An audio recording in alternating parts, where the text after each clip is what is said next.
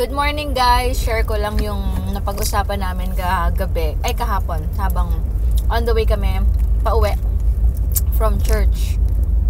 Sabi ng anak, kasi may nakita kaming Ferrari sa MCX. Sabi namin, wow, ang ganda. It was his first time daw na nakita yung Ferrari sa kalye, first time nakakita ng Ferrari sa kalsada guys, kasi normally daw sa lang. So amazed din si daddy niya. Tapos biglang nagulat na lang kami, sinabi na gandang-ganda kasi kami ni daddy. Tapos sabi ng anak namin, bakit daw yung iba ay hindi naman daw namin kailangan ng super gandang cars or super mahal na cars. Ang importante daw is kahit anong kotse daw yan, madadala daw kami kung saang destinasyon namin gustong pumunta. Kasi wala naman daw yan sa brand ng cars, sa mahal ng cars yan, ganyan. Sabi pa niya, hindi lang yon. Bakit daw yung mga ibang girls bumibili ng super mahal na mga skirt, like mga Gucci daw, na tag 50,000, mga ganun. Basta sabi siyang Gucci, or basta alam niya, wow, you know Gucci, ganun pa siya. Sabi niya, bakit daw yung ibang babae, gusto daw ng skirt na tag 50,000, meron naman daw sa Shopee, sa TikTok, sa Shein, sa Lazada na super affordable lang daw, na same lang din naman daw yung style, yung quality. Tapos sabi niya, ito pa, wala naman daw pake yung mga tao kapag paulit-ulit yung suot mo, anong brand ng suot mo, anong weight mo, anong height mo. Pero sabi nga, bago kami matulog, nalobat ako. Sabi niya ganun. Tapos bago kami matulog ni Heinz, napag-usapan namin, sabi ni Heinz na, ang sarap lang ng kwentuhan natin kahapon, no? Tapos, alam natin na yung anak natin, parang simple lang siya. Kasi sabi rin namin sa kanya, sabi ko kasi kay Heinz, na tignan mo, ganun siya mag-isip, daddy, kasi yung nakikita niyang tama naman sa Google or kung saan man nakikita na pwede man tayo mamuhay ng simple lang. Importante, solid tayong family. Kahit wala tayong mga luxury items. Walang masama kung trip mo yan, kung afford mo naman. There's nothing wrong with that naman talaga. Kasi kanya-kanyang trip naman tayo, kanya-kanya tayong purpose sa buhay, kanya-kanya tayong binigay ni God na, di ba, na life or na blessing, Lord, na guys, di ba? Kung yun naman talaga para sa inyo or para sa kanila, let's be happy. Pero kasi tayo, iba-iba tayo guys. Lalo pag may na-experience na tayo talaga sa life. So sabi niya, sarap lang daw ng usapan namin. Kasi, stop muna ako. Sarap daw ng usapan namin. Na masarap din sa feeling ni Heinz na ganun yung mentality ni Hugo. Na wala siyang pakialam kung paulit-ulit yung suot niya. Wala, as in totally guys, wala talaga siyang pake. Minsan nga naawan na ako kasi minsan parang bitin na yung pants niya or masikip na. Sabi ko, napa-scroll ako. Yung taga 100 plus lang naman ng mga pants. Sabi ko, gusto mo ba to? Sabi niya, no, I don't like it. It doesn't matter if I wear the same shirt, the same shorts. Di naman daw niya kailangan. Wala daw siyang pake kung ano yung itsura niya. Tsaka wala rin naman daw pake yung mga tao sa kanya. At wala rin naman daw siyang pakialam sa mga ibang tao. Ganun siya guys. As in, at least kami, parang kampante kami na, okay, ganito na yung mentality ng anak namin. So, hindi na kami mag-worry. Hindi na kami mag-worry kung i-bulihin siya or what, na sabihin, ay, bakit ganyan yung suot mo? Even sa school nga, guys, yung grade 1 siya. Hindi ko lagi siyang kasi may times na dapat hindi, may sila, dayang-dayang sila. May 3 gagawin yun. Birthday ng daddy niya, papa-absentin ko sana siya. So, hindi na ako bumili ng mga pang gold. Yung gold na lalagay lang naman sa sa costume nila. Kasi lahat ng magulang nagbilihan, kami lang hindi. Or dalawa lang silang hindi. Kasi may isang naka-uniform. Ang nangyari, na-postpone yung dayang-dayang nila. So, wala akong choice. Sabi ko naman na, bigla naman parang konsensya naman ako na, baka siya lang yung walang costume or what, even wala naman siyang pakialam about that. Ginawa ko, nag-improvise ako, all black siya, tapos meron akong gold dress doon na pinin ko na lang, nilagay ko yung parang sa dayang-dayang mga costumes. So, ending, lahat pare-pareho, siya lang wala. Sabi daw ng classmate niya, fake daw yung gold niya, yung gold na sinuot niya.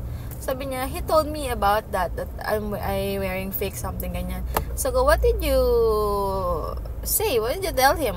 I don't care. Kasi wala siya.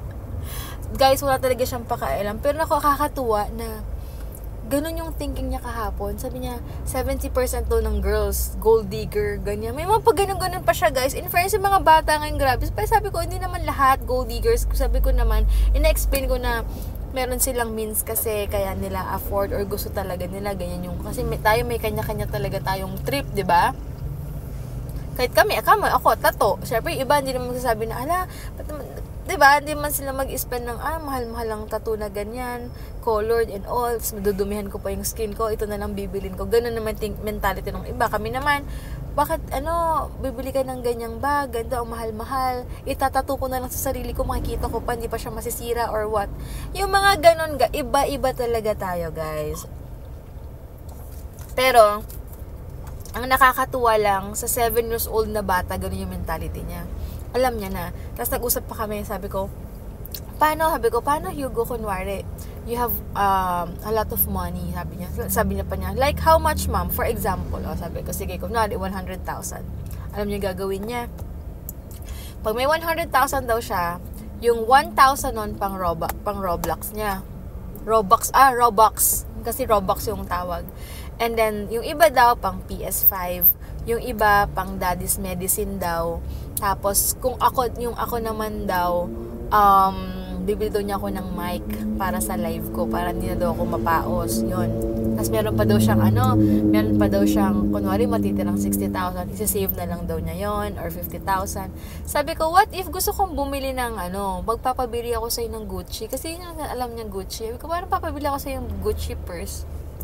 It's okay if you want that. Ganun siya, guys.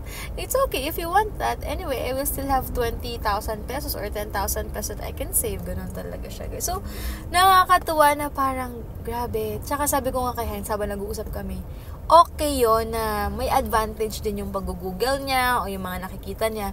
Kasi nakikita niya, yung napapanood niya is yung buhay natin. Simple lang. Tapos kami, kunwari, nakikita rin niya. Ito pa sabi ko, are you gonna buy your own car? Sabi niya, no. Mas gusto daw niya mag-commute. Imagine niyo, lumaki siyang may kotse pero gusto niya mag-commute. Alam niyo kung bakit? Kasi nakikita niya yung daddy niya nagko-commute. Kami, kapag weekdays, kapag wala naman akong business, kahit alam niyang may car kami, naglalakad kami from bahay to school. Kahit mainit yan, guys. Kahit 5 to 10 minutes lang naman yung pagitan ng school namin tsaka bahay. Hindi kami nagkakotse, nagka-car kami. Dati, nung wala pa akong business. Ngayon lang kami nagkakotse, guys. Wait, lumalabig na yung taho ko. Yun lang yun, guys.